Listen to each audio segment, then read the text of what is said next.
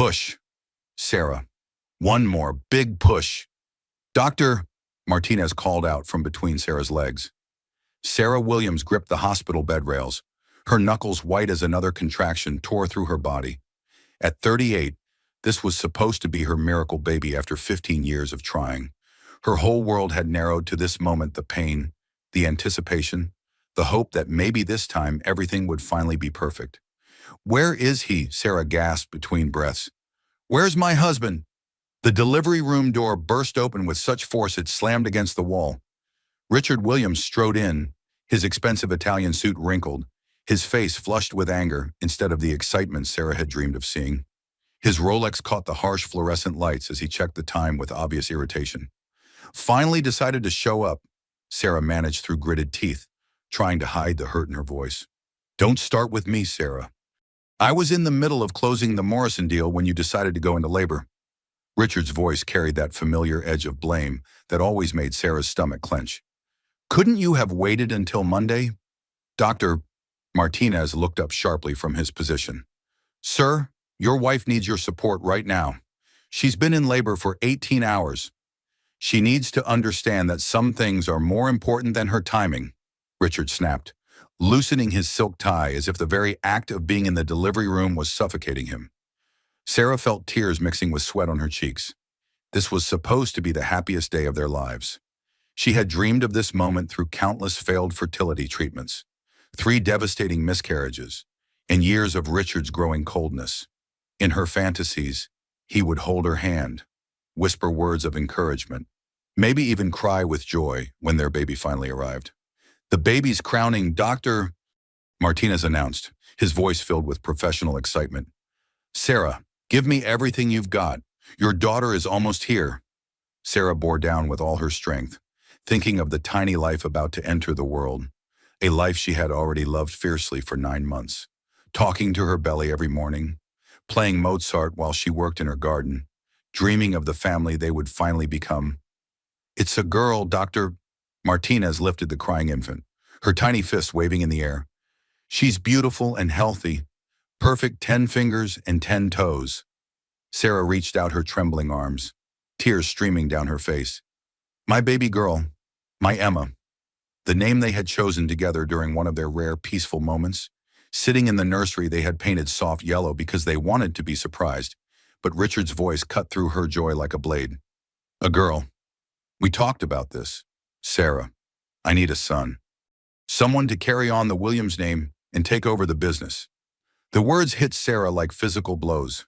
She had carried this child for 9 months, endured morning sickness that lasted all day, swollen ankles, sleepless nights, and a complicated pregnancy that had kept her on bed rest for the final month.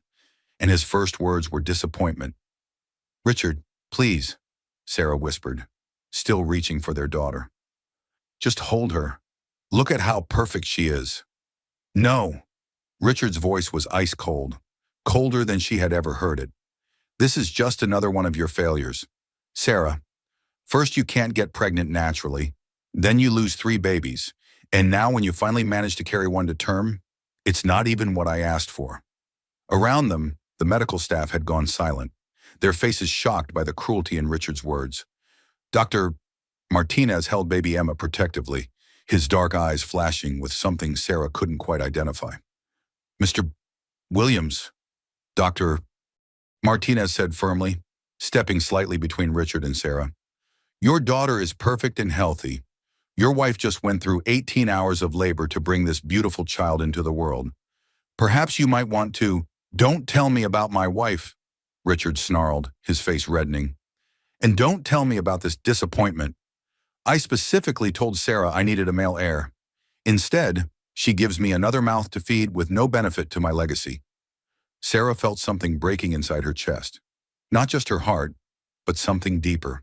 Some final thread of hope that had been holding their marriage together despite years of emotional abuse, financial control, and increasing isolation from everyone she had once cared about. That's what I think of your failures, Richard said quietly, his voice deadly calm. Both of them. Then he did something that would haunt Sarah forever and change the course of 3 lives in ways none of them could have imagined. The slap echoed through the delivery room like a gunshot, Sarah's head snapped to the side, her cheek burning from the force of Richard's open palm. The heart monitor that had been tracking her vital signs suddenly began racing as her blood pressure spiked dangerously. "That's what I think of you and your useless daughter," Richard said, flexing his fingers as if the slap had hurt his hand. Dr. Martinez moved with surprising speed for a man in his 60s, placing himself directly between Richard and Sarah while still holding the crying newborn. "Security, I need security in delivery room 3 immediately." The 2 nurses in the room had gone pale with shock. One of them was already reaching for the emergency button on the wall, while the other moved to check Sarah's vital signs. Sarah touched her burning cheek with trembling fingers, her newborn daughter crying in Dr. Martinez's protective arms. This wasn't how it was supposed to be. This wasn't the family she had dreamed of building during those long, lonely nights when Richard worked late or traveled for business. "Get out," she whispered, her voice barely audible. "What did you say?" Richard demanded, stepping closer despite Dr. Martinez's protective stance. "I said get out!" Sarah's voice rose to a shout that seemed to surprise even her. "Get out and don't come back. Get out and stay away from my daughter." Security guards appeared in the doorway within seconds, their hands already moving to their radios as they assessed the situation. The head of security, a woman named Captain Rodriguez, took one look at Sarah's reddening cheek and Richard's defensive posture and immediately understood what had happened. "Sir, I'm going to need you to come with us," Captain Rodriguez said in a voice that brooked no argument. "This is my wife and my child," Richard protested, but his bluster was already fading as he realized how his actions looked to the roomful of witnesses. "Sir, you just committed assault in front of multiple medical professionals. You can leave voluntarily with us, or we can call the police and you can leave in handcuffs. Your choice." As security escorted her millionaire ex-husband from the room, Sarah didn't know that Dr. Martinez, the man now gently placing her daughter in her arms, would soon reveal a secret that would change everything she thought she knew about her life, her family, and her future. The door closed behind Richard with a soft click, and suddenly the room felt peaceful despite everything that had just happened. Dr. Martinez adjusted baby Emma in Sarah's arms, his hands gentle and sure. "He's gone," Dr. Martinez said softly. "And Sarah, I want you to know something. What just happened here, that was not about you or your beautiful daughter. That was about a small, cruel man who just revealed his true character to a room full of people who will never forget it." Sarah looked down at Emma's perfect face, her daughter's crying gradually subsiding as she settled against her mother's chest. Despite the burning in her cheek and the chaos in her heart, Sarah felt something unexpected relief. For the first time in 15 years of marriage, she didn't have to apologize for existing. 3 hours later, Sarah sat in her private room on the maternity ward, little Emma sleeping peacefully in her arms. The bruise on her cheek had darkened to a deep purple, and every time she touched it, she felt fresh waves of humiliation mixed with something she was slowly recognizing as liberation. The nursing staff had been extraordinarily kind, bringing her ice packs and gentle words of support. Captain Rodriguez had stopped by to let her know that hospital security footage had captured everything, and that charges could be filed if Sarah chose to pursue them. But mostly, Sarah just wanted to hold her daughter and figure out what came next. A gentle knock interrupted her thoughts. "Come in," she called softly, careful not to wake Emma. Dr. Martinez entered, but something about him seemed different. He had changed out of his scrubs into an expensive-looking charcoal suit that fit him perfectly. His posture seemed more formal, more commanding, and when he moved, there was an understated confidence that spoke of power and authority. "How are you feeling, Sarah?" His accent seemed less pronounced now, more refined, as if he had been unconsciously code-switching during the delivery. "Like my world just fell apart," she admitted, then quickly added, "Dr. Martinez, I'm so sorry about what happened in there. Richard isn't usually—" She stopped herself, realizing that was a lie. Richard was exactly like that. She had just become an expert at hiding it. "Actually, he is usually like that. Isn't he?" Dr. Martinez pulled up the visitor's chair beside her bed, sitting down with the careful grace of someone accustomed to being in charge. "Sarah, may I speak freely?" She nodded, adjusting Emma in her arms and wondering why this conversation felt different from the typical doctor-patient interactions she was used to. I've been watching you for months through your prenatal visits. The way you flinch when your phone rings. The way you apologize for everything. Even things that aren't your fault. The way you try to explain away bruises that appear and disappear between appointments. Sarah's throat tightened. No one had ever called out the reality of her marriage so directly. I don't know what you mean. Your husband hits you regularly, doesn't he? Today wasn't the first time. Dr. Martinez's voice was gentle but unwavering. And I know something about abuse because I grew up watching it destroy my mother. I recognize the signs because I lived with them every day for the first 18 years of my life. The words hung in the air like an accusation Sarah couldn't deny. She looked down at Emma's perfect tiny face, unable to meet the doctor's eyes. It's complicated, she whispered. No, Sarah, it's not complicated. It's abuse. Dr. Martinez leaned forward, his dark eyes intense but kind. And what makes it worse is that you've been conditioned to believe you deserve it, that it's somehow your fault, that if you could just be better or stronger or more perfect, it would stop. Sarah felt tears starting again. This stranger was describing her life with an accuracy that was both terrifying and oddly comforting. You don't understand. Richard controls everything. The house, the money, the cars. I don't even have access to our bank accounts. If I leave, where would Emma and I go? How would we survive? How do you leave someone who controls everything, your money, your friends, your sense of who you are? How do you start over when you don't even remember who you were before Dr. Martinez was quiet for a long moment, seeming to weigh his words carefully. When he spoke again, his voice carried a weight Sarah couldn't quite understand. Sarah, I need to tell you something. Something I should have told you months ago, but I wanted to be absolutely certain. I needed time to process what I suspected and to figure out the right way to handle it. He paused, running his hand through his silver hair in a gesture that struck Sarah as somehow familiar. My name isn't just Dr. Eduardo Martinez. It's Dr. Eduardo Martinez Blackwell. The name hit Sarah like lightning. Everyone in New York knew that name. Blackwell Industries was one of the largest privately held companies in America, with interests in everything from real estate to technology to renewable energy. She had read about Eduardo Blackwell in Forbes magazine just last month, a feature article about billionaire philanthropists who were quietly changing the world.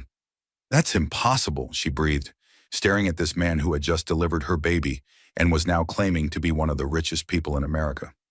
24 years ago, I had a relationship with a young woman named Margaret Thompson. She was 19. I was 25 and just starting medical school. We met at a coffee shop near Columbia, where I was working weekends to pay my tuition. Sarah's heart began to race for reasons she couldn't quite identify. Her mother's maiden name had been Thompson. Her mother had been 19 when Sarah was born, but her mother had died in a car accident when Sarah was 18. When Margaret told me she was pregnant, I begged her to marry me. I was ready to drop out of medical school, get multiple jobs, do whatever it took to support our family. But her parents, they thought I was just some poor kid from Mexico who was after their money. The room seemed to spin around Sarah. No, she whispered. But even as she said it, pieces were clicking into place. Her mother's mysterious past that she had never talked about. The way Margaret had always changed the subject when Sarah asked about her father. The secret phone calls that stopped abruptly when Sarah entered the room. They paid her $5,000 to disappear, told her they would disown her if she ever contacted me again, and that they would make sure I never became a doctor if she didn't cooperate. She took the money and vanished. I spent years trying to find her, but she had changed her name, gotten married to someone else. Margaret Thompson became Margaret Williams when she married your stepfather. She told him you were his daughter. You were 3 years old at the time, just a little girl who needed a father figure. Sarah felt like she was drowning. You're saying I'm your father. Sarah, I've been looking for you for 24 years.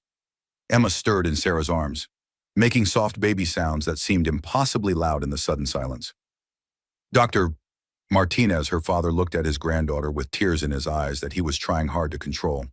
I knew the moment you walked into my office 6 months ago for your first prenatal appointment.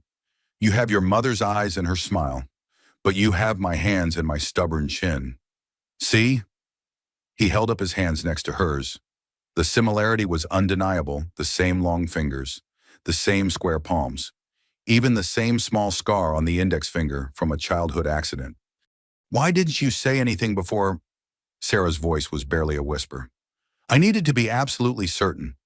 I had DNA testing done on some routine blood work during your second visit. The results came back 3 months ago. Eduardo reached into his jacket and pulled out a folded paper. Sarah Thompson Williams, you are my daughter, and this beautiful little girl is my granddaughter. Sarah felt the world shifting beneath her like an earthquake. Her whole life had been built on lies. But maybe, for the first time in years, she wasn't alone. What does this mean? She asked, looking between the DNA test results and this man who was apparently her father. Eduardo reached into his jacket again and pulled out a business card. But this wasn't a medical card. It was heavy, cream-colored cardstock with gold embossing that read, Eduardo Martinez Blackwell, Chief Executive Officer, Blackwell Industries.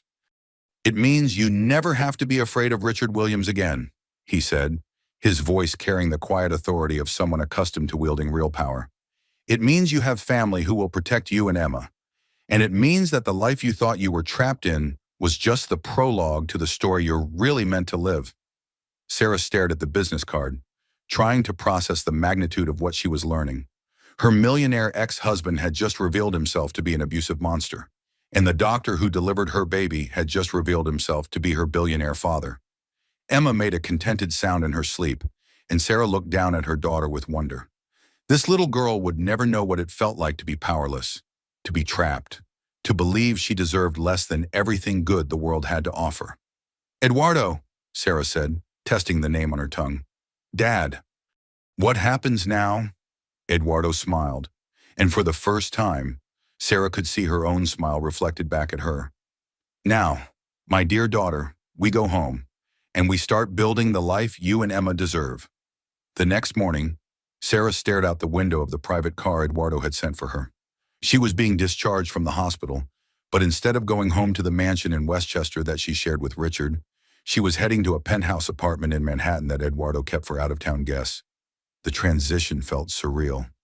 24 hours ago, she had been Sarah Williams, trapped wife of a moderately successful real estate developer.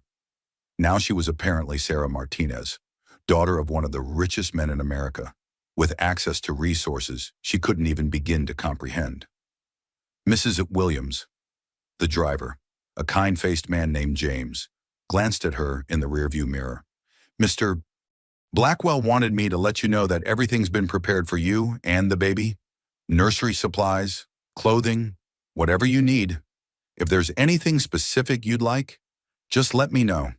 Sarah adjusted Emma in her arms, marveling at how peaceful her daughter looked despite the chaos surrounding her birth. James, can I ask you something? Of course, ma'am. How long have you worked for Mr. Blackwell? 15 years now. He's a good man, Mrs. Williams. Tough in business, but fair. Loyal to the people who matter to him. And he's been talking about finding you for as long as I've known him. James navigated the morning traffic with practiced ease, pointing out landmarks as they drove into Manhattan. He had private investigators working your case for years, never gave up hope that someday he'd find you and your mother. The car pulled up to a gleaming glass tower on the Upper East Side. The doorman, apparently expecting them, hurried over to help with Sarah's bags, which weren't many since she had refused to take anything from the house in Westchester except Emma's clothes and a few personal items.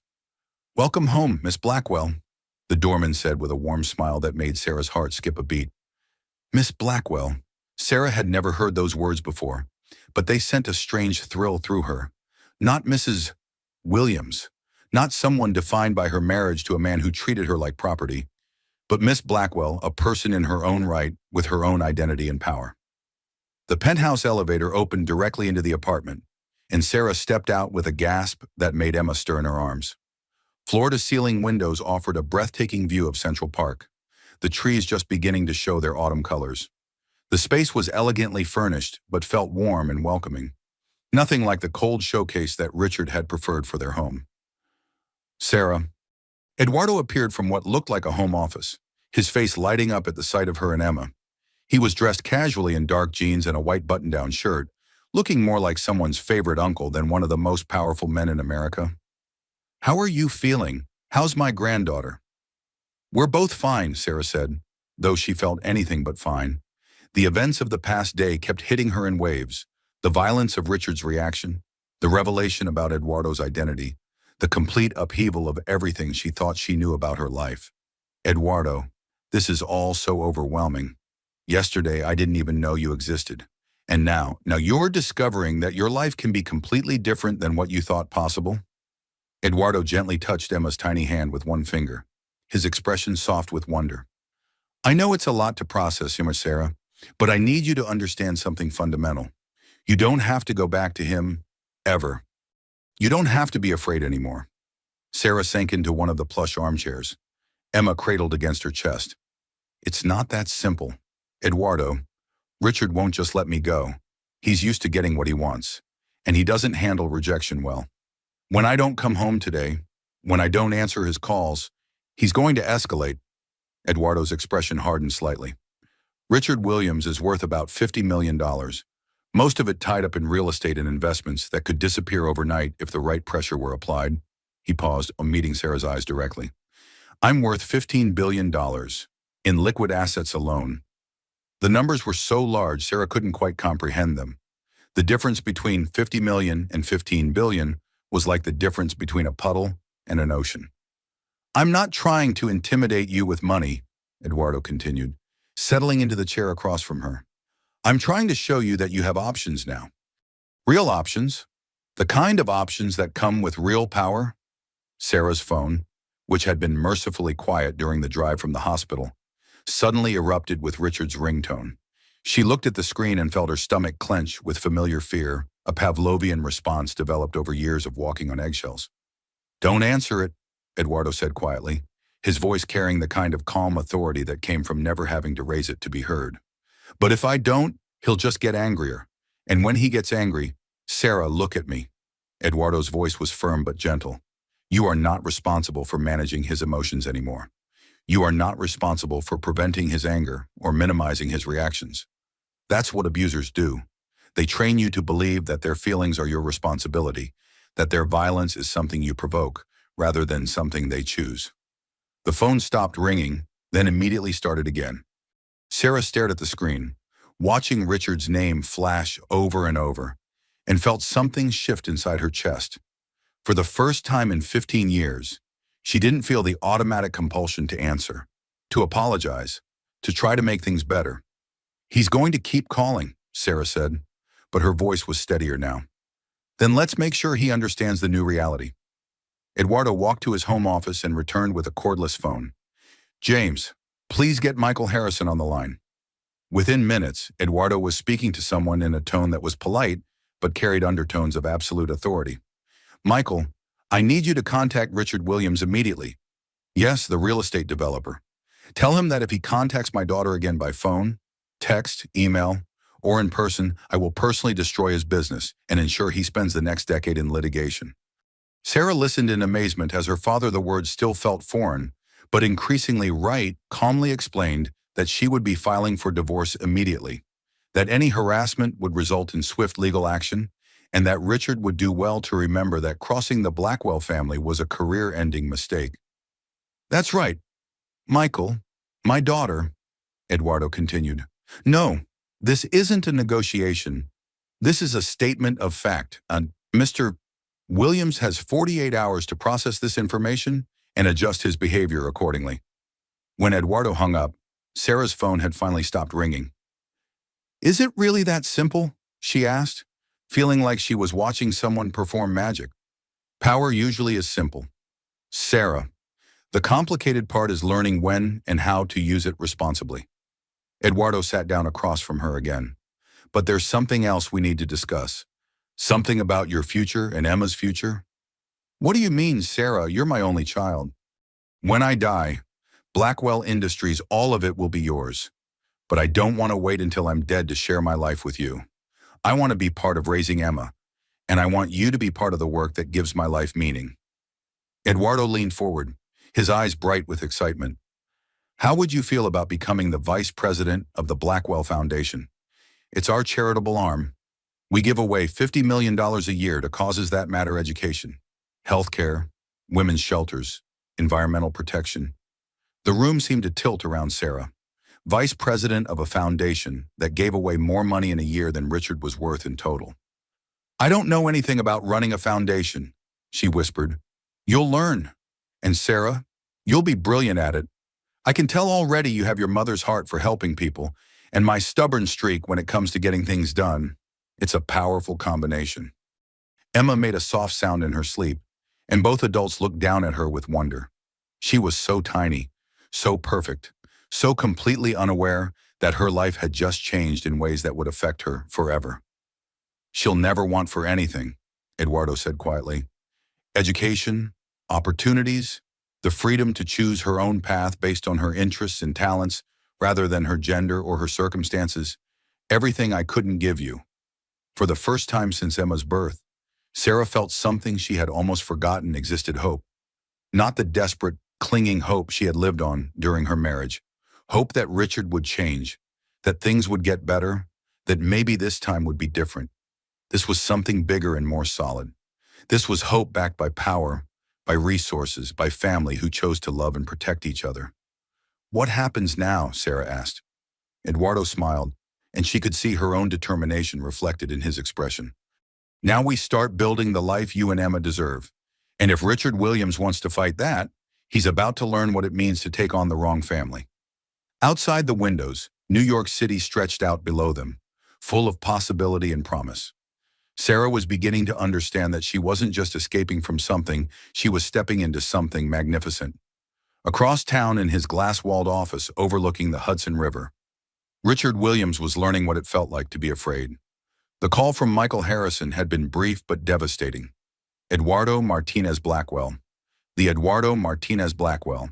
And somehow his mousy, controllable wife Sarah was connected to him. Richard had built his $50 million empire by being smarter and more ruthless than everyone else. He had married Sarah precisely because she seemed perfect for his needs, beautiful enough to impress his clients and business partners, educated enough to hold conversations at charity galas, and submissive enough to never challenge his authority or question his decisions. But in the past 24 hours, she had somehow transformed into something he didn't recognize. The Sarah he knew would have come crawling back after their fight at the hospital, apologizing and begging for forgiveness. She certainly wouldn't have ignored 17 phone calls and disappeared with their newborn daughter. Get me everything you can find on Sarah's family history. Richard barked into his phone to his private investigator, a man named Stevens who specialized in finding leverage on business rivals.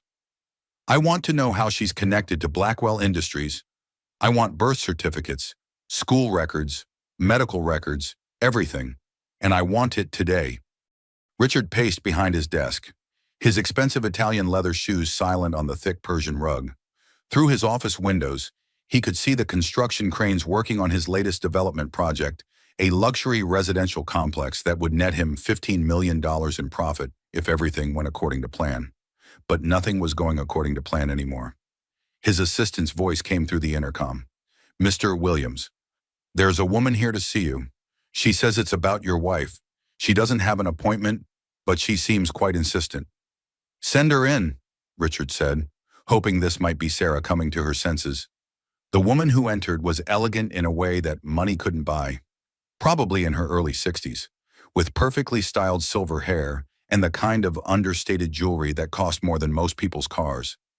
She moved with the confidence of someone accustomed to being the most powerful person in any room. Mr. Williams, I'm Margaret Thompson Chen. I believe you know my daughter. Sarah. Richard's mind raced. Sarah had never mentioned a mother named Margaret. According to what Sarah had told him, her mother was dead, had died in a car accident when Sarah was 18. Her stepfather had raised her from the time she was 3. I'm sorry, but I think there's been some mistake. Sarah's mother died when she was young. Margaret smiled, but it wasn't a pleasant expression. It was the smile of a predator who had just cornered her prey. That's what I told her. Yes, sometimes lies become necessary to protect the people we love, even when those lies cause their own kind of damage. She sat down without being invited, crossing her legs elegantly and studying Richard with the kind of calm assessment usually reserved for laboratory specimens. You see, Mr. Williams, 24 years ago, I made a terrible mistake. I was young and scared, and I let my parents convince me to give up the man I loved because they thought he wasn't good enough for our family. Richard felt a cold dread building in his stomach like ice water spreading through his veins.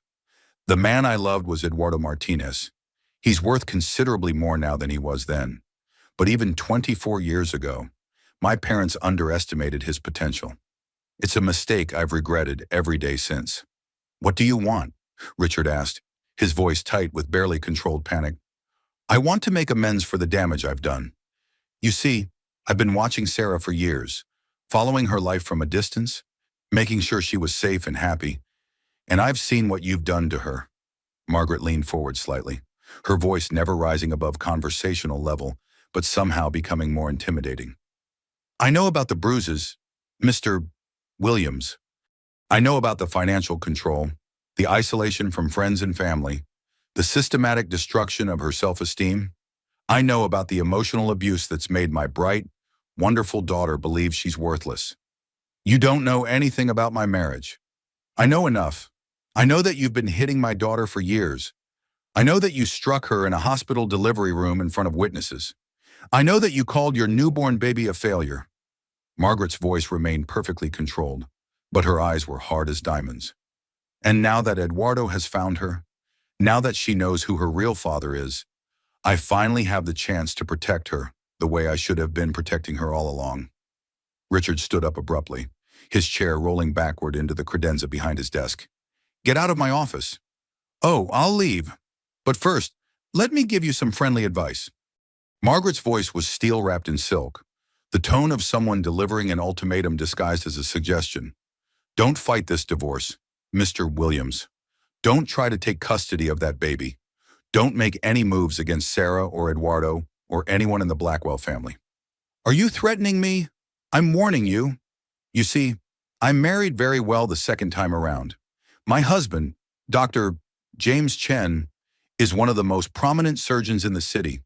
We move in the same social circles as the Blackwell family, the same charity boards, the same country clubs where reputation is everything and scandal spreads faster than wildfire.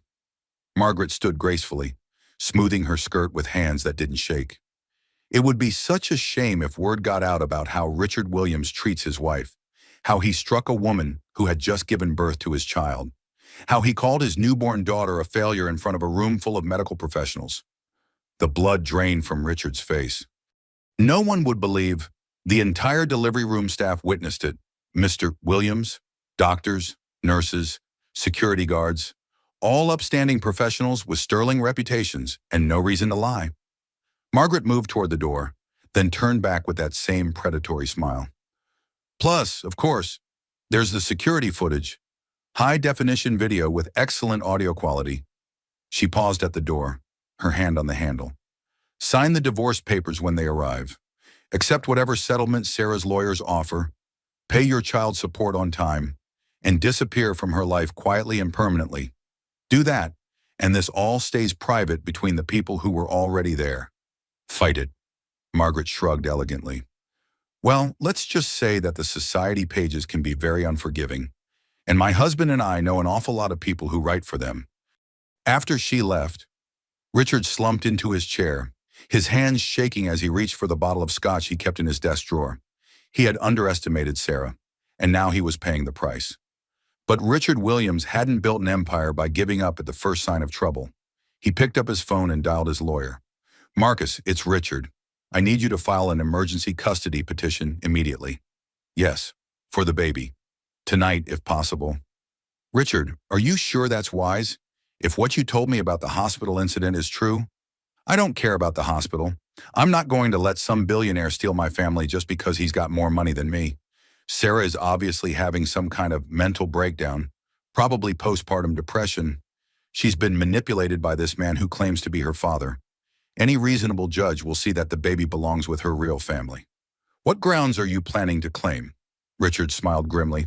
Mental instability, abandonment of the marital home, kidnapping of a minor child.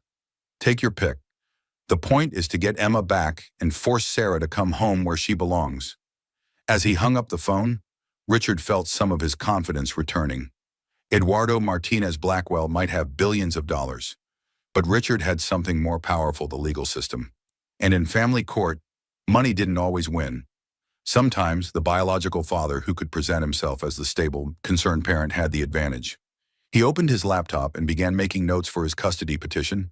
By tomorrow morning, he would have filed papers that would bring Sarah and Emma home where they belonged. And if Eduardo Blackwell wanted to fight him for his own family, Richard would show him what happened when outsiders tried to interfere with a man's marriage. This was far from over. "He's filed for what?" Sarah's voice rose in disbelief as she sat in the elegant conference room of Harrison, Burke and Associates, Manhattan's most prestigious family law firm. Michael Harrison, Eduardo's longtime attorney and one of the most respected lawyers in New York, slid the legal documents across the polished mahogany table. "Emergency custody petition. He's claiming that you're mentally unstable due to postpartum depression and that Emma is in immediate danger." Sarah felt the blood drain from her face as she scanned the documents. Emma was sleeping peacefully in her car seat beside Sarah's chair, completely unaware that her father was trying to take her away from the only parent who had ever truly wanted her. "But that's insane. I've never had postpartum depression. I'm fine. I'm better than I've been in years. Richard is also claiming that you've been kidnapped by Eduardo and are being held against your will," Michael continued, his voice grim as he turned through the pages of legal filing. "He's painted a picture of you as a vulnerable new mother who's been manipulated by a billionaire with questionable motives." Eduardo, who had been pacing behind Sarah's chair like a caged lion, slammed his hand on the conference table hard enough to make the water glasses jump. "That son of a—" "Eduardo," Sarah said quietly, glancing at Emma. "Language. The baby." Even in her panic, her maternal instincts were kicking in.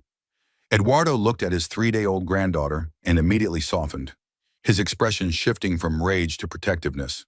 "Sorry, sweetheart, but Sarah, this is exactly what abusers do when they lose control. When they can't manipulate you directly anymore, they use the legal system as another weapon. They know exactly which buttons to push to make you look unstable or unfit." Michael nodded grimly. "The good news is that emergency custody petitions require evidence of immediate danger to the child. Richard's filing is mostly accusations without substantial proof. He's banking on the fact that judges take any allegations involving newborns very seriously." "What's the bad news?" Sarah asked, though she was afraid to hear the answer. "The bad news is that family court judges err on the side of caution when it comes to infant safety. They'll likely order a temporary custody evaluation, which means social workers, psychological evaluations, home visits, and possibly supervised visitation until we can prove Richard's claims are false." Sarah felt tears starting, hot and angry. "They'll take Emma away from me." "Not necessarily," Michael said quickly, "but there will probably be restrictions. Court-appointed monitors, scheduled visitation, documentation requirements. The goal is to maintain the status quo while the investigation proceeds." "How long will that take?" Eduardo asked, his jaw clenched with the effort of controlling his temper. "Could be weeks, could be months. Family court moves slowly, especially when there are serious allegations involved. Have you ever felt like the system was designed to protect everyone except you? Like the very institutions that should help were being turned into weapons against you?" Sarah looked down at Emma's perfect sleeping face, thinking about all the years she had struggled with fertility, the 3 miscarriages that had broken her heart, the joy she had felt when she finally held her healthy daughter. The thought of being separated from Emma, even temporarily, was unbearable. "There has to be something we can do," she whispered, her voice thick with unshed tears. Michael hesitated, exchanging a glance with Eduardo. "There is one option, but it's risky and it will make this whole situation very public very quickly." "What kind of option?" Eduardo asked. "We could file a counter petition claiming that Richard is the danger to the child. Document the abuse, the violence, his rejection of Emma after her birth. Make this about his fitness as a parent rather than Sarah's mental state." "But," Sarah prompted, sensing there was more, "but it means this becomes a very public, very ugly fight. Richard will fight back with everything he's got. He'll drag Sarah's name through the mud, make accusations about her mental state, Probably try to claim that her relationship with you, Eduardo, is somehow inappropriate or financially motivated. Sarah felt trapped between two terrible choices. If she did nothing, Richard might take Emma away using lies and manipulation. If she fought back, her private life would become public entertainment for strangers who didn't know or care about the truth. What would you do? Michael, if this were your daughter and granddaughter. Michael was quiet for a long moment, considering the question with the seriousness it deserved. I'd fight, but I'd fight smart, and I'd make sure Richard Williams regretted ever crossing the Blackwell family. A knock on the conference room door interrupted them. Michael's assistant entered with a concerned expression that immediately put everyone on edge. Mr. Harrison, there are reporters outside, about a dozen of them, with cameras and news vans. Someone leaked the custody story to the press. Sarah's heart sank as she realized her quiet life was over forever. How did they find out so fast? Eduardo's expression darkened with understanding. Richard, he called the press himself. He's trying to control the narrative, make himself look like the concerned father fighting to protect his child from an unstable mother and her manipulative billionaire father. Through the conference room's floor-to-ceiling windows, they could see news vans lining the street below. Reporters were setting up cameras and checking equipment, preparing for what they expected would be a juicy story about wealth, family drama, and custody battles. What do we do now? Sarah asked, feeling overwhelmed by the thought of strangers judging her life based on whatever narrative Richard chose to spin. Michael smiled grimly, and Sarah caught a glimpse of why Eduardo had chosen him as his attorney. Now we show Richard Williams what happens when you pick a fight with the wrong family. Eduardo, do you still have contacts at the Times? Several, and at the Post, the Journal, and most of the major television networks? Good, because I think it's time the public heard the real story about Richard Williams and how he treats his wife. If he wants to play this game in public, we're going to make sure the public gets all the facts. Sarah looked between her father and the lawyer, realizing she was watching masters of power at work. These weren't just wealthy men throwing money around, they were strategists who understood how to use information, relationships, and influence to protect the people they cared about. You really think we can win this? She asked. Eduardo came around the table and gently squeezed her shoulder. Sarah, I've been fighting battles longer than you've been alive. I've taken on governments, corporations, and competitors who thought they could intimidate me. Richard Williams is about to learn that money is just the beginning of power. Real power is having the right allies, the right information, and the willingness to use both when someone threatens your family. Emma stirred in her car seat, making soft baby sounds that drew everyone's attention to her innocent face.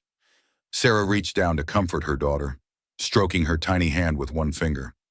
Don't worry, baby girl, she whispered. Mommy's going to make sure you're safe. We all are. Outside, the reporters were setting up for what they expected to be a standard custody battle between a millionaire and his wife. They had no idea they were about to witness the full power of the Blackwell empire unleashed in defense of family. The war had begun, but Sarah was no longer fighting alone. Good evening. I'm Diana Walsh with Channel 7 News. Tonight, a shocking story of wealth, power, and family secrets that reads like something out of a soap opera. Sarah sat in Eduardo's penthouse living room, Emma sleeping in her arms, watching her life become public entertainment. On the massive flat-screen television, her wedding photo to Richard appeared alongside headlines that made her stomach churn. Custody battle rocks New York elite, and billionaire claims millionaire's wife as long-lost daughter. Turn it off, Eduardo said from across the room, where he was pacing like a caged animal, his phone buzzing constantly with calls from reporters, business associates, and friends who had seen the news. No, Sarah said quietly, her voice steadier than she felt. I need to see what they're saying about us. I need to know what Emma will read about her family someday. The news report continued with a statement from Richard's lawyer that painted him as the reasonable party. Mr. Williams is deeply concerned about his wife's mental state following the birth of their daughter. Sarah has been manipulated by individuals seeking to exploit her vulnerability during this difficult time. Sarah felt sick watching Richard on screen, looking perfectly respectable in his expensive suit, projecting the image of a concerned father just trying to protect his child. He had always been good at managing his public image, at presenting himself as successful and trustworthy while hiding the cruel reality behind closed doors. Then the reporter's tone shifted in a way that made Sarah sit up straighter. However, Channel 7 News has obtained exclusive hospital records and witness statements that paint a very different picture of the Williams marriage. Sarah looked up sharply at Eduardo, who was now smiling grimly. "You didn't waste any time," she said. "When someone attacks my family, I respond quickly and decisively." Eduardo replied, "Margaret knows people, and those people know other people. The truth has a way of spreading when the right people want it to spread." Hospital security footage from the day of the baby's birth shows Mr. Williams striking his wife in the delivery room just minutes after their daughter was born. The reporter continued. The grainy security video played on screen, and even without sound, the violence was clear and shocking. Richard's hand making contact with Sarah's face, her head snapping to the side, the horrified reactions of the medical staff, Emma stirring against her father's shoulder as if she could sense the tension in the room. Additionally, multiple hospital employees have confirmed that Mr. Williams rejected his newborn daughter, calling her a failure and stating that he needed a son to carry on his legacy. Sarah watched Richard's carefully crafted image crumble in real time. The phone in the penthouse started ringing immediately, and Eduardo moved to answer it. "Don't take any media calls," he advised Sarah. "Michael's office is handling all press inquiries. We want to control the message." But the caller ID showed it was Margaret, and Eduardo accepted the call, putting it on speaker so Sarah could hear. "Sarah, honey, are you watching the news?" Margaret's voice carried a mixture of satisfaction and concern. "Yes, Mom," Sarah said, the words still feeling strange but increasingly natural. "Did you really give them the hospital footage?" Margaret's laugh was musical but had an edge to it. "Darling, I've been friends with Diana Walsh for 20 years. We serve on 3 charity boards together. Our husbands play golf at the same club, and we've supported each other through divorces, deaths, and various scandals. When she called asking about the custody story, I simply made sure she had all the facts." Eduardo took the phone off speaker. "Margaret, you're brilliant, but is Sarah ready for what comes next because Richard isn't going to take this quietly?" "You're right," Margaret said, and Sarah could hear the worry creeping into her voice. "Richard's going to be furious, humiliated. Men like him don't handle public embarrassment well, especially when it threatens their business reputation." As if summoned by their conversation, Sarah's personal phone began buzzing with a call from Richard. She stared at the screen, paralyzed by years of conditioning that told her to answer when he called, no matter what. "Answer it," Eduardo said firmly, "but put it on speaker. I want to hear what he has to say, and I want witnesses to whatever threats he makes." Sarah's hand trembled as she accepted the call and activated the speaker function. "You think you're clever?" Richard's voice was pure venom, loaded with rage and humiliation. "You think your billionaire daddy can protect you from the consequences of what you've done?" "Richard, please," Sarah began, but he cut her off immediately. "Shut up, just shut up and listen to me for once in your pathetic life. You've embarrassed me in front of the entire city, made me look like some kind of monster on television." "You are a monster," Sarah said, surprising herself with the steadiness in her voice. "You hit me, Richard, in front of doctors and nurses. You called our baby a failure. She is a failure just like her mother. 15 years I wasted on you. And what do I have to show for it? A wife who can't give me a son and runs away the first time things get difficult?" Eduardo stepped closer to the phone, his presence giving Sarah strength she didn't know she possessed. "And now you're going to pay for this betrayal," Richard continued, his voice escalating to near shouting. "Both of you. I'm going to drag this custody fight out for years. I'm going to make sure every detail of your pathetic life becomes public knowledge. I'm going to destroy your reputation and your precious foundation. I'm going to—" "Richard," Eduardo's voice cut through the rant like ice, quiet but carrying absolute authority. "This is Eduardo Martinez Blackwell." The line went completely silent except for the sound of Richard's heavy breathing. "I'm going to give you one chance to end this quietly and walk away with some dignity intact." Eduardo continued in that same calm, deadly tone. "Drop the custody petition. Agree to a reasonable divorce settlement. Stay away from my daughter and granddaughter. Do that, and you can rebuild your life and your business without interference. Go to hell, Richard snarled, but there was less conviction in his voice now. Wrong answer. Eduardo's voice remained perfectly calm, which somehow made it more frightening. You see, Richard, I've spent the last few hours making some phone calls to the bank that holds your primary construction loan, to the city planning commission that's reviewing your Harbor Point development project, to the investors in your pension fund syndication. Sarah could hear Richard's breathing getting heavier and more agitated. You have 24 hours to withdraw your legal filings and accept the divorce terms my lawyers will send you. If you don't, I will systematically dismantle everything you've built, your business, your reputation, your financial future, all of it. You can't do that. There are laws. I'm not talking about doing anything illegal. Richard, I'm talking about the perfectly legal consequences of your choices. Ask Marcus Hendricks about it. There was a sharp intake of breath on the other end of the line. How do you know about Marcus? Marcus Hendricks was your biggest investor until about an hour ago. He just pulled out of your Harbor Point project after I shared some concerns about your character and judgment. $42 million in financing. Gone. The line went dead. Richard had hung up. Sarah stared at the phone, then at Eduardo. Did you really just destroy a $40 million real estate deal in one phone call? I ended a business relationship between someone I know and someone who threatened my family, Eduardo said calmly. Richard just learned what happens when someone with real power decides to use it to protect the people they love. On the television, the news had moved to the weather forecast, but Sarah knew the damage was done. By tomorrow morning, everyone in New York would know the truth about Richard Williams and how he treated his wife and newborn daughter. Is it over? She asked, hardly daring to hope. Eduardo looked at his granddaughter, sleeping peacefully despite the chaos swirling around her birth. It's just beginning, sweetheart. But now Richard knows what he's really fighting against, and I don't think he's going to like his odds. Emma made a soft sound in her sleep, and Sarah gently adjusted her position. Her daughter would grow up in a world where she was protected, valued, and loved unconditionally.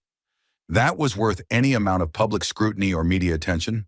The storm was far from over, but for the first time since this nightmare began, Sarah felt like she was on the winning side. The Blackwell Industries headquarters occupied 43 floors of prime Manhattan real estate, and this morning it hummed with the focused energy of a military operation. Sarah sat in Eduardo's corner office on the 43rd floor, Emma sleeping in a portable crib that had appeared overnight, watching her father coordinate what could only be described as corporate warfare. Jenkins, I want the Harbor Point permits held up in review indefinitely. Eduardo spoke into his phone while simultaneously reviewing documents spread across his massive mahogany desk. Environmental concerns, traffic impact studies, neighborhood character assessments, whatever it takes to slow down the approval process. No, Jenkins. Indefinitely means indefinitely. Sarah marveled at the efficiency of it all. In less than 24 hours, Eduardo had mobilized an entire network of business contacts, political connections, and financial leverage points that she hadn't even known existed. She was beginning to understand that her father's power went far beyond money. He had spent decades building relationships and earning influence that could be activated when necessary. Michael Harrison appeared in the doorway, his usually calm demeanor replaced by something that looked almost like excitement. Eduardo, we've got news. Richard's lawyer called 20 minutes ago. He wants to negotiate. Already? Sarah looked up from where she'd been reading about the Blackwell Foundation's annual report. But you said this could take months. Michael grinned, the expression transforming his serious face. That was before your father reminded half of New York why they don't cross the Blackwell family. Richard's lost 3 major investors since yesterday. 2 bank loans are being called in for review, and the city council just announced they're investigating complaints about his construction practices. Eduardo ended his phone call and joined them, settling into one of the leather chairs arranged around a small conference table. What's he offering? Full custody to Sarah. Reasonable visitation rights for Richard. He keeps his current assets but pays child support and alimony according to state guidelines. And Eduardo's tone suggested there was more to the proposal. And he wants a guarantee that the business pressure stops immediately. He's hemorrhaging money by the hour, and his remaining investors are getting nervous about their exposure to his projects. Sarah looked between the 2 men. These masters of power and influence who were dismantling her millionaire ex-husband's empire with the efficiency of a surgical procedure? Is that enough? What if he changes his mind later?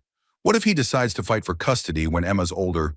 He won't, Eduardo said with absolute certainty, because he'll sign a comprehensive non-disclosure agreement that includes substantial financial penalties. If he ever harasses you or Emma again, if he violates the visitation terms, if he so much as speaks negatively about you in public, it'll cost him everything he has left. There was a knock on the office door, and Eduardo's assistant entered with an expression that immediately put everyone on alert. Mr. Blackwell, there's a Mr. Williams here to see you. He doesn't have an appointment, but he's quite insistent. Security is with him. Sarah felt her stomach drop as familiar fear rushed through her system. Richard's here in the building. Send him in, Janet, Eduardo said calmly, his voice carrying no trace of concern. But have security remain nearby, just in case Mr. Williams has trouble controlling his temper. Richard entered the office like a man walking to his own execution. His usually perfect hair was disheveled, his expensive suit wrinkled as if he'd slept in it. Dark circles under his eyes suggested he hadn't slept much, if at all. He looked like a man who had spent the night watching his carefully constructed world collapse around him. Eduardo, Sarah. His voice was tight with barely controlled anger, but there was something else underneath it, something that might have been fear. Richard, Eduardo gestured to a chair with perfect politeness. Please, sit down. We have a lot to discuss, and I'm sure you're anxious to resolve this situation quickly. I'm not here to negotiate. I'm here to tell you both that you've made a terrible mistake. Richard remained standing, his hands clenched into fists at his sides. Sarah instinctively moved closer to Emma's crib, her protective instincts kicking in even though she knew security was just outside the door. Even defeated and desperate, Richard still radiated a threatening energy that made her nervous. Have we? Eduardo's tone was conversational, but Sarah noticed his hand moving discreetly toward the panic button on his desk. You think money solves everything? You think you can just wave your hand and make people disappear like they never mattered? Richard's voice was getting louder, more agitated. But I built my business from nothing. I've survived economic crashes, hostile takeovers, city politics that would have destroyed weaker men. I'm not going to be destroyed by some old man with a guilty conscience and more money than sense. Richard, Sarah said quietly, finding her voice despite her fear. Just sign the papers. Take the deal. It's generous, and it lets you keep your dignity. Generous, Richard laughed, but there was no humor in it, only bitterness and rage. Sarah, you have no idea what you've unleashed. This man isn't your father. He's a predator who's using you to feel better about abandoning your mother 24 years ago. Eduardo stood up slowly, his movements careful and controlled. I think you should leave now. Richard, before you say something, you'll regret even more than what you've already said. Oh, I'm leaving, but not before I tell you both some hard truths that neither of you wants to hear. Richard turned to Sarah, his eyes filled with the kind of malicious satisfaction he got from hurting people. You think this is some fairy tale that you're suddenly a princess because you found out daddy's rich? You're still the same pathetic woman who couldn't give me a son. The same failure who needed fertility treatments just to get pregnant at all. Sometimes the cruelest words come from people who once claimed to love us, but their cruelty says everything about them and nothing about us. Sarah felt the familiar sting of Richard's words, but something fundamental had changed in how she processed them. Instead of the crushing shame she usually felt, she found herself thinking clearly about what he was really doing, trying to hurt her because he was losing control and didn't know any other way to respond. You're right about one thing, Richard, she said, standing up and moving to Eduardo's side. I am the same woman who struggled with fertility, the same woman who wanted a family so desperately that I stayed with a man who hit me and called me worthless. But you know what else I am? Richard glared at her, clearly not expecting her to fight back. I'm the woman who survived 18 hours of labor to bring our daughter into the world while you were making business deals. I'm the woman who loved you for 15 years despite your cruelty and abuse. I'm the woman who's strong enough to walk away from you and build a better life for Emma. Sarah moved closer to Eduardo, drawing strength from his presence. And yes, I'm Eduardo Martinez Blackwell's daughter, which means Emma is his granddaughter, which means she'll grow up knowing she's loved, valued, and powerful enough to choose her own path in life. Richard's face contorted with rage and frustration. "You think, I think this conversation is over?" Eduardo interrupted, his voice carrying the quiet authority of someone accustomed to ending discussions when he chose to. "Security will escort you out. You have until 5 o'clock today to sign the agreement Michael's office will send over. After that, the offer expires and we proceed to trial." "Fine," Richard snarled, his composure finally cracking completely. "But don't think this is over. I'll find another way to hurt you both. I'll make sure everyone knows what kind of people you really are." As security escorted Richard from the office, Sarah realized she was trembling not with fear, but with adrenaline and something that felt remarkably like victory. For the first time in her marriage, she had stood up to Richard without backing down, without apologizing, without trying to minimize the damage he was causing. "Are you all right?" Eduardo asked gently, his hand on her shoulder. "Actually, yes, I think I really am." Sarah looked at Emma, still sleeping peacefully despite the chaos swirling around her. "Is he really going to sign?" Michael, who had remained diplomatically quiet throughout the confrontation, smiled with professional satisfaction. "Oh, he'll sign. His lawyer called again while he was up here making threats. 3 more investors just pulled out of his projects, and his primary lender is calling in their loan. Richard Williams is about 12 hours away from bankruptcy." Eduardo checked his watch, a gesture that somehow managed to convey both precision and inevitability. "In that case, I think it's time you met the rest of the Blackwell Foundation board. You start your new job on Monday, but Emma's only 4 days old. The foundation offices are on the 20th floor of this building. We have a full daycare facility, private nursing rooms, flexible scheduling, whatever you need to be both a mother and a professional. Emma can come to work with you every day if you want." Sarah looked around the office at the view of Central Park stretching out below them, at the family photos Eduardo had already placed on his desk, including one of her and Emma from the hospital, at the oil portrait of his late wife that hung behind his chair with a small brass plaque reading, "Maria Elena Martinez Blackwell, 1960-2019, beloved wife and partner."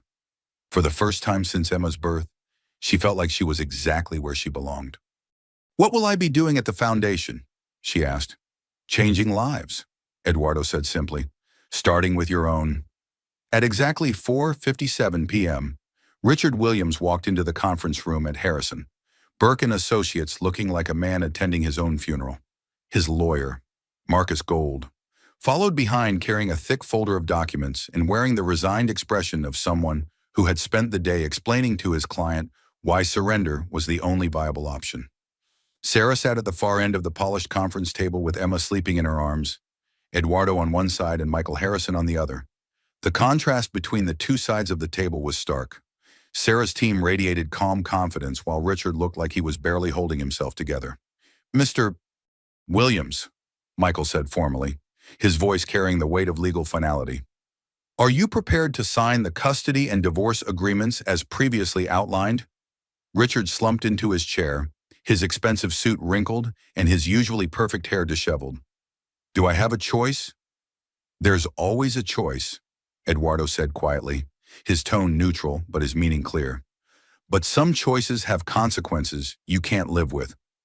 Marcus Gold opened his folder and spread the documents across the table with the efficiency of someone who had handled many similar capitulations. "My client agrees to all terms as specified. Full custody to Mrs. Williams, reasonable visitation rights for Mr. Williams, child support and alimony according to state guidelines, and the comprehensive non-disclosure provisions." Sarah watched Richard's face as Marcus read through the terms that would govern the rest of their lives. She was surprised to realize she felt almost sorry for him. Almost. The bruise on her cheek had faded to a yellowish green, but she could still feel the echo of his hand striking her face in that delivery room. "Richard," she said softly, her voice carrying none of the fear that had characterized their relationship for so many years. "The visitation schedule gives you every other weekend once Emma's older, plus alternating holidays. You don't have to disappear from her life completely." Richard looked up at her with something that might have been surprise. "After everything I've done to you, everything I've said, you still want me to be part of her life. I want Emma to have the chance to know her father, the real you, If that person still exists underneath all the anger and control. Sarah adjusted Emma in her arms, the baby's weight grounding her in the moment. But only if you can learn to be the kind of father she deserves, one who values her for who she is, not who you want her to be. For a moment, Richard's carefully constructed mask slipped, and Sarah caught a glimpse of the man she had fallen in love with 15 years ago, ambitious but not yet cruel, driven but not yet consumed by the need to control everything around him. But then his jaw tightened and the walls went back up. "Let's just get this over with," he muttered, reaching for the first document. The signing process took nearly an hour. Page after page of legal documents that officially ended Sarah's marriage and began Emma's new life as part of the Blackwell family. Child support that would ensure Emma never wanted for anything, calculated as a percentage of Richard's income that would motivate him to rebuild his business responsibly. Alimony that would give Sarah complete financial independence for the first time in her adult life, and the non-disclosure agreement that would keep Richard from ever publicly attacking Sarah or the Blackwell family. When the last signature was complete, Michael gathered all the documents with the satisfaction of a job well done. "That concludes our business. Mr. Williams, you have 48 hours to vacate the marital home. Mrs. Williams will arrange to collect her personal belongings at a mutually convenient time." "Actually," Sarah said, her voice surprising everyone at the table, "I don't want anything from that house. Nothing except my photo albums and Emma's nursery furniture." Richard looked up sharply. "Nothing, but there are antiques worth hundreds of thousands of dollars. Jewelry, art, things you chose, things that made you happy." Sarah shifted Emma to her other arm, the baby stirring slightly but remaining asleep. "I want to start fresh. Everything new, everything chosen by me for me and Emma." As Richard and his lawyer prepared to leave, he paused at the door, his hand on the handle. "Sarah, for what it's worth, I'm sorry about the hospital, about hitting you. About all of it." Sarah met his eyes directly, no longer afraid of his anger or his disapproval. "I know you are, Richard, but sorry doesn't undo the damage. Sorry doesn't erase the fear or rebuild the trust, and sorry doesn't guarantee it won't happen again. It won't. I swear to you on everything I have left. You swore to love and honor me too, in front of God and everyone we knew." Sarah's voice was sad but firm, filled with the wisdom that comes from finally understanding your own worth. "I can't build Emma's life on your promises anymore. I have to build it on my own choices and the family that chooses to support those choices." After Richard left, the conference room felt lighter somehow, as if a dark cloud had finally lifted. Eduardo reached over and gently touched Emma's cheek with one finger. "It's done, sweetheart. You're free." "Free." Sarah repeated the word like she was tasting it for the first time. "I'm not sure I remember what that feels like." Amerton Michael smiled, gathering the signed documents into a neat stack. "You'll learn, and you'll have plenty of help along the way." Eduardo pulled out another folder from his briefcase. "Speaking of which, there's one more document to sign today if you're ready." Sarah looked at him questioningly. "Your employment contract with the Blackwell Foundation. Starting salary is $300,000 per year, plus full benefits, plus a discretionary bonus based on foundation performance and your personal contributions to our mission." Sarah's eyes widened as she tried to process the number. 300,000. But I've never worked in philanthropy. I've never even had a real job outside the home. You've spent 15 years managing a household with a staff of 6, organizing charity events that raised millions of dollars, coordinating social functions for Richard's business associates. You've run fundraisers for the hospital, the Children's Museum, the animal shelter. Eduardo smiled with paternal pride. "You've been doing foundation work your whole marriage, Sarah. You just weren't getting paid for it or getting credit for your accomplishments. But what if I'm terrible at it? What if I disappoint you? Then you'll learn from your mistakes and get better, just like everyone does. But Sarah, I've watched you organize events that raised hundreds of thousands of dollars for charity. I've seen how you connect with people, how you make them feel heard and valued and inspired to contribute to something bigger than themselves. That's not something you can teach in business school. It's something you're born with." Emma stirred in Sarah's arms, opening her eyes for the first time since the meeting began. She looked around the room with the unfocused gaze of a newborn, but when her eyes found Sarah's face, She seemed to focus with the intensity that babies reserve for the most important person in their world. "Hi, baby girl," Sarah whispered, her voice filled with wonder and love. "Mommy just signed some very important papers. Papers that mean you're going to grow up safe and loved and free to be whoever you want to be." Eduardo leaned over to look at his granddaughter, his face soft with the kind of love that transcends words. "She's beautiful, Sarah. Margaret was right. She has your mother's eyes and my stubborn chin." "Mom's coming to dinner tonight," Sarah said, still marveling at having a mother again after so many years of believing herself to be an orphan. "She wants to meet Emma properly, and she wants to tell me more about why she left you all those years ago. Are you ready for that conversation?" Sarah considered the question, taking inventory of how much her life had changed in just a few days. 24 hours ago, she had been trapped in an abusive marriage with no hope of escape and no resources to build a different life. Now she was divorced, financially independent, reunited with her father, about to start a meaningful career, and raising her daughter surrounded by family who chose each other every single day. "I'm ready for anything," she said, and for the first time in years, she meant it completely. Outside the conference room windows, the sun was setting over Manhattan, painting the sky in shades of gold and pink. Sarah could see people hurrying home from work, heading to dinner with loved ones, living their lives with the freedom she was only now beginning to understand.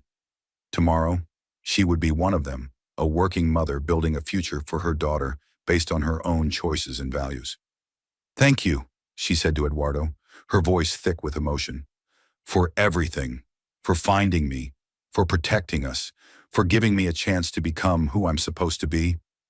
Eduardo's eyes were bright with unshed tears. "Sarah, I'm the one who should be thanking you.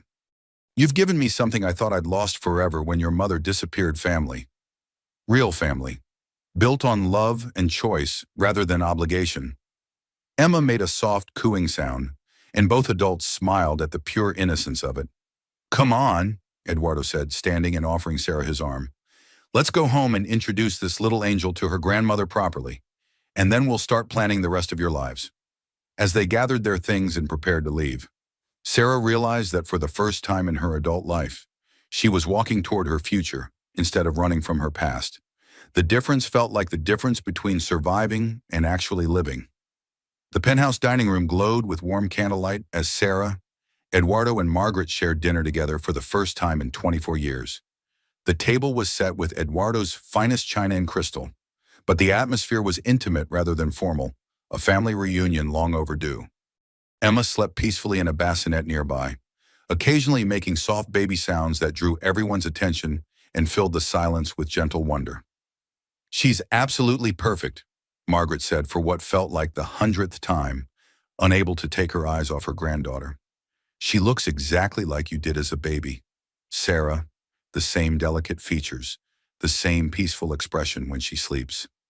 "Tell me about that," Sarah said gently, settling back in her chair with a cup of herbal tea. "Tell me about when I was born. Tell me about you and Eduardo. I need to understand the whole story." Margaret set down her wine glass and looked across the table at Eduardo, her eyes reflecting decades of regret and love that had never fully died. "Are you sure you want to hear this? Some of it isn't pleasant, and some of it might change how you see both of us. I need to know. Mom, I need to understand why you let me believe you were dead for most of my life. I need to understand what happened between you two that was so terrible it required 24 years of lies." Eduardo reached across the table and took Margaret's hand, a gesture so natural it seemed like they had been holding hands across dinner tables for decades instead of being separated by circumstances and poor choices. "It's all right, Margaret. We're all adults now. The past can't hurt us anymore unless we let it." Margaret took a deep breath, gathering courage from Eduardo's touch. "I was 19 when I met Eduardo. He was 25, in his second year of medical school, working 3 jobs to pay for his education. I was supposed to be focusing on my studies at Barnard, but all I could think about was this brilliant, passionate man who talked about changing the world through medicine." "But you fell in love with the poor medical student instead of the approved suitors," Sarah said, understanding the familiar pattern of family expectations and romantic rebellion. "I fell in love with the most brilliant, ambitious, kind-hearted man I'd ever met. Margaret smiled at Eduardo, and Sarah could see the ghost of the young woman she had been. He was everything my parents' approved suitors weren't passionate about his work, completely uninterested in my family's money, determined to succeed on his own merits. Eduardo squeezed her hand gently. You were the most beautiful woman I'd ever seen. But more than that, you were smart, funny, independent. You challenged me to think bigger, to want more than just financial success. You made me believe I could build something meaningful with my life. What happened when you found out I was pregnant? Sarah asked, though she suspected she already knew the broad outlines of the story. Margaret's expression grew sad, weighted with decades of regret. I was terrified. We weren't married. I was still in college, and I knew my parents would be furious. But Eduardo, she looked at him with love that had clearly never faded. Eduardo was thrilled. I wanted to marry you immediately, Eduardo said, his voice filled with the passion of a much younger man. I didn't care about your parents' objections or their money or their social position. I was ready to drop out of medical school, get a full-time job, support our family however I could. My parents had other ideas. Margaret's voice hardened with remembered anger. They called Eduardo to a meeting at their lawyer's office. I wasn't invited. Of course, women weren't considered capable of handling such important decisions. Sarah looked at her father, seeing shadows of old pain in his eyes. What did they say to you? Eduardo's jaw tightened at the memory. They offered me $50,000 to disappear from your mother's life and never contact her again. When I refused and told them I loved Margaret and wanted to marry her, they explained exactly how they would destroy my medical career before it began. But that's illegal. Legal doesn't matter when you have enough money and influence, Margaret said bitterly. They could have done exactly what they threatened. False accusations of impropriety, destroyed references, blacklisting from every hospital and medical program in the country. They had the power to make sure Eduardo never became a doctor. So you took their money and left, Sarah said, trying to keep judgment out of her voice. I thought I was protecting him. Margaret's eyes filled with tears she had been holding back for decades. I was young and scared, and I believed them when they said Eduardo would be better off without the burden of an unwanted family. So I took their $5,000, not $50,000. They lied about that too, and I disappeared. Eduardo leaned forward, his voice intense with remembered desperation. Margaret, I searched for you for years. Private investigators, newspaper advertisements, every resource I could afford. I spent every spare dollar trying to find you and our child. I changed my name, moved to California, got a job waitressing while I finished my degree at night. Margaret wiped her eyes with her napkin. When you were 3, Sarah, I met James, your stepfather. He was kind, stable, everything I thought you needed, and he never asked questions about your real father. But why did you let me think you were dead? Sarah asked, the question that had been haunting her since Eduardo's revelation. When I was 18, James told me you died in a car accident. He showed me a death certificate. Margaret and Eduardo exchanged glances heavy with shared guilt. Because I asked him to, Margaret said quietly. When you turned 18, I wanted to contact you. I wanted to tell you about Eduardo, about the choices I'd made and why I'd made them. But James convinced me that it would only hurt you. You had a stable life. You were about to start college at Northwestern. You had friends and plans and a future mapped out. James argued that disrupting all of that with the truth about a mother who had abandoned you would be cruel and selfish. So I legally changed my identity when I married James, became Margaret Chen, and let Margaret Thompson officially die in a car accident that never happened. It seemed like the kindest thing to do at the time. Sarah felt overwhelmed by the complexity of it all. My entire life has been built on lies meant to protect me. Not lies, Eduardo said gently. Choices made by people who loved you and wanted to protect you from pain. Wrong choices? Maybe, but made with the best intentions by people who were trying to navigate impossible circumstances. Emma stirred in her bassinet, and Sarah automatically reached over to soothe her. The simple act of comforting her daughter, grounding her in the present moment. Whatever mistakes had been made in the past, Emma would grow up knowing the truth about her family. I understand why you made the choices you did, Sarah said slowly, her voice stronger than she felt. But I need you both to promise me something. Anything, Margaret and Eduardo said simultaneously. No more secrets. No more lies. Even well-intentioned ones. Emma deserves to know her family history, all of it. The good, the bad, the complicated parts that don't have easy answers. Agreed, Eduardo said firmly. Completely agreed, Margaret added. No more protecting people from the truth. Truth is better than protection, even when it's painful. They sat in comfortable silence for a few minutes, watching Emma sleep and processing the weight of revelations that had taken decades to unfold. Finally, Eduardo spoke. Sarah, there's something else. Something I want to discuss with both of you. What is it? I want to officially adopt you. Change your name legally to Sarah Blackwell if you want. I know you're an adult, but I want there to be no question about your place in this family or Emma's inheritance. Sarah felt tears starting again. You want to adopt me? I want to make up for 24 years of missed birthdays, missed Christmas mornings, missed bedtime stories. I want to walk you down the aisle if you ever decide to remarry. I want to spoil Emma rotten and teach her to drive someday and threaten her boyfriends when she's 16. Margaret smiled through her own tears. I think that's beautiful, Eduardo. I think it's what should have happened 24 years ago. What about you?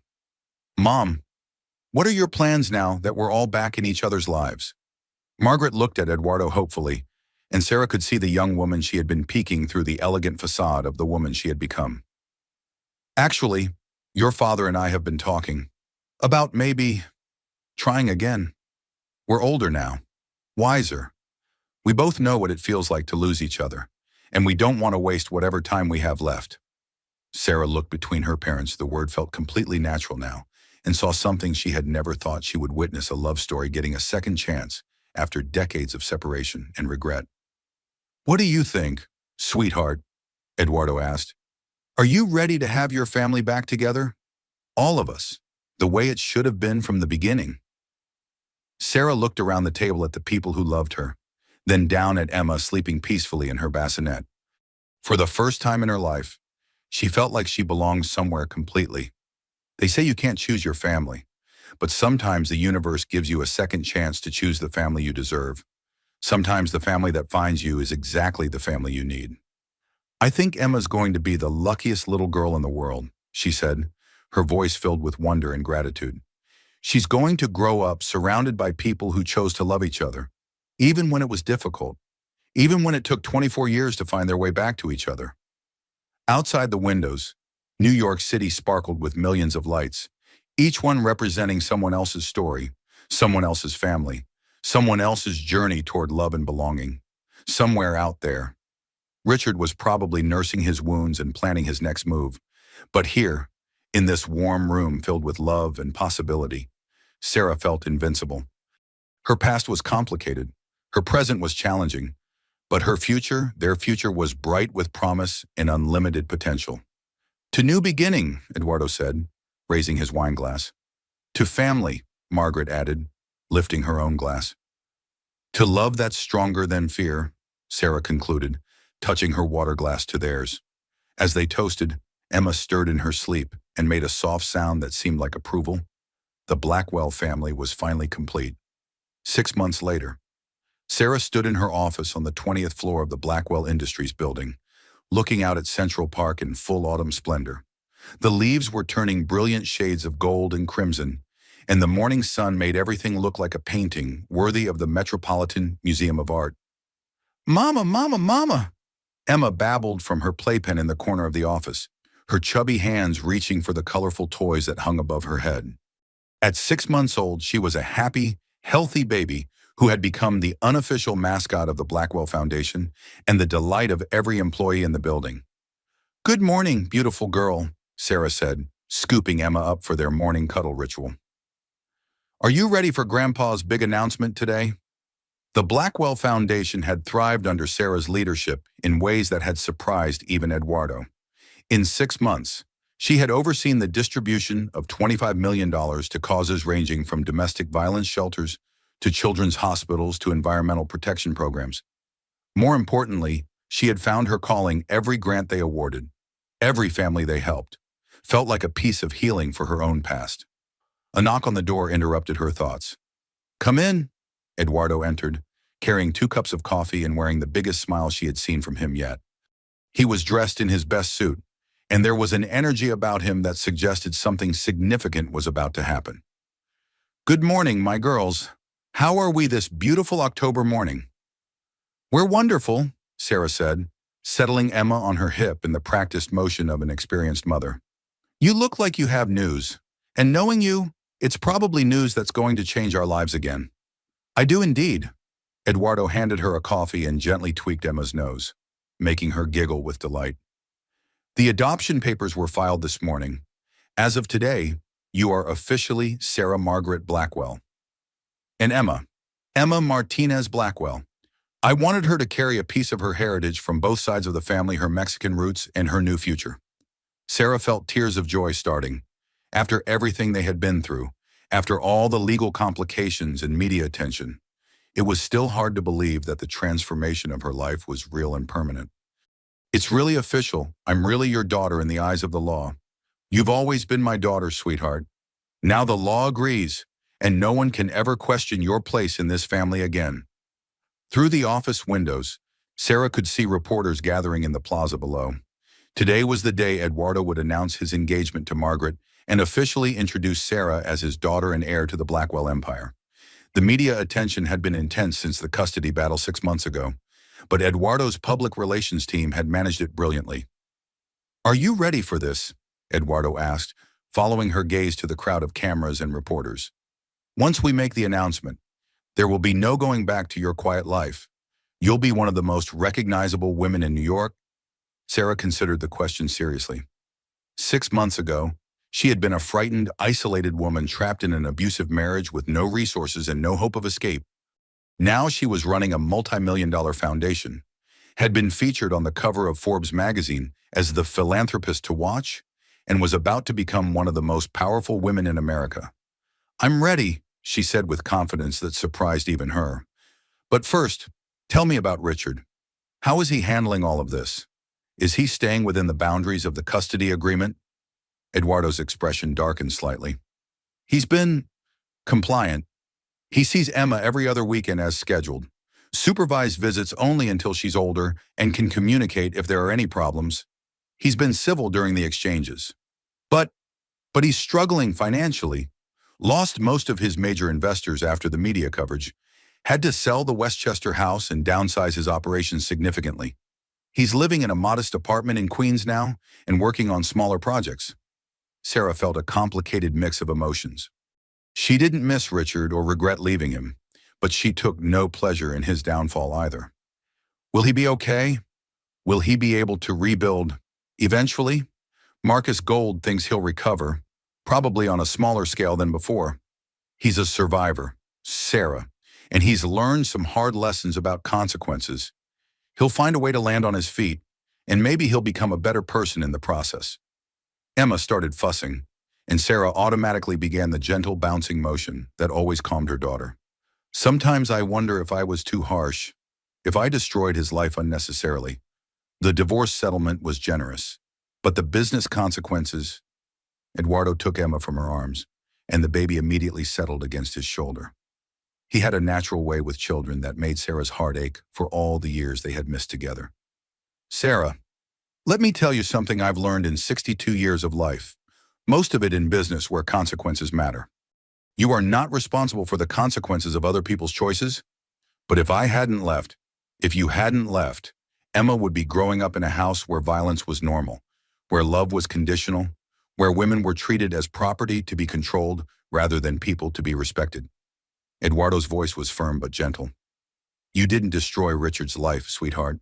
You saved your own, and Emma's, and possibly even his, if he's smart enough to learn from what happened."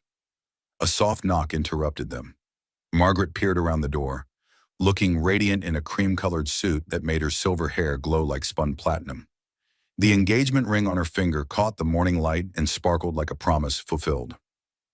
"Are my favorite people ready for the press conference?" "As ready as we'll ever be," Sarah said, straightening her own outfit, a navy blue dress that struck the perfect balance between professional authority and maternal warmth. "Sarah," Margaret said, moving to embrace her daughter, "I want you to know how proud I am of you.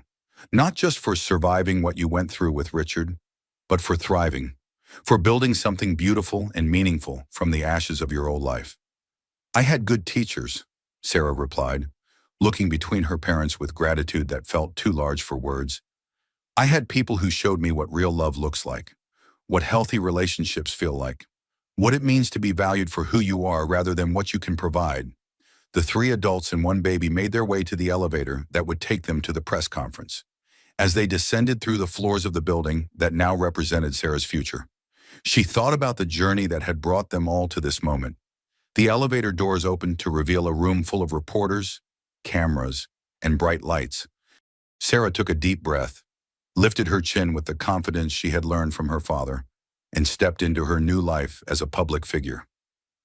"Ladies and gentlemen," Eduardo began, his voice carrying the authority of someone accustomed to commanding attention, "I'd like you to meet my daughter, Sarah Blackwell, and my granddaughter, Emma. They are the future of the Blackwell family and the Blackwell Foundation." As the cameras flashed and the questions began, Sarah felt Emma's tiny hand grab her finger. She looked down at her daughter's perfect face and made a silent promise that would guide every decision she made for the rest of her life. Emma would grow up knowing she was loved unconditionally. She would never doubt her worth, never accept less than she deserved, never be afraid to use her voice or stand up for herself. She would grow up strong, confident, and surrounded by family who chose each other every single day. The press conference lasted an hour, but Sarah barely noticed the time passing. She answered questions about the foundation's work, about her unexpected reunion with Eduardo, about her plans for expanding their charitable efforts. She spoke with confidence and grace, every inch the philanthropist and heiress she had become. When it was over, the family retreated to Eduardo's office for a moment of quiet celebration and reflection. "That went perfectly," Margaret said, settling into a chair with Emma on her lap. "You were magnificent, Sarah, natural and authoritative, and completely comfortable in your own skin." "I felt magnificent," Sarah admitted, still marveling at the transformation. "6 months ago, I could barely order coffee without apologizing for taking up the barista's time. Today I announced a $50 million initiative to support domestic violence survivors and their children." Eduardo opened a bottle of champagne that had been waiting in his office refrigerator. "To new beginnings," he said, raising his glass in a toast. "To family," Margaret added, lifting her own glass. "To love that's stronger than fear," Sarah concluded, touching her water glass to theirs. As they clinked glasses, Emma clapped her tiny hands together, making them all laugh with pure joy. The sound echoed through the office like a benediction. Through the windows, New York City stretched out below them, full of possibility and promise. Sarah had found her place in the world, her purpose, her family. She had found herself. The scared woman who had been slapped in a hospital delivery room was gone forever, replaced by Sarah Blackwell, daughter, mother, philanthropist, survivor. A woman who had learned that sometimes the worst thing that happens to you can lead to the best thing that ever happens to you. Outside, autumn was painting the world in brilliant colors, and inside, a family that had been broken was finally whole again. The future had never looked brighter, and Sarah knew that whatever challenges lay ahead, they would face them together. The millionaire ex-husband who had tried to control her was just a chapter in her story now, not the author of her destiny. The divorce settlement had given her financial independence, but more importantly, she had discovered her own strength, her own worth, her own power to create the life she wanted. Women supporting women, she thought, remembering all the people who had helped her along the way, the nurses in the delivery room, Margaret's strategic use of her social connections, the female reporters who had told her story with compassion and accuracy. As Emma fell asleep in Margaret's arms and Eduardo began planning their next charitable initiative, Sarah realized that her midlife transformation was complete. She had not just escaped from an abusive marriage, she had stepped into her destiny as a powerful woman capable of changing the world. The Blackwell legacy would continue through Emma, but it would be shaped by Sarah's values of compassion, justice, and the fierce protection of those who couldn't protect themselves. It was a legacy worth building, a future worth fighting for, and a life worth living with complete authenticity and joy. The scared girl who had once believed she deserved nothing had become a woman who knew she deserved everything: love, respect, purpose, and the freedom to choose her own path. and she would make sure Emma grew up knowing the same truth about her own unlimited potential.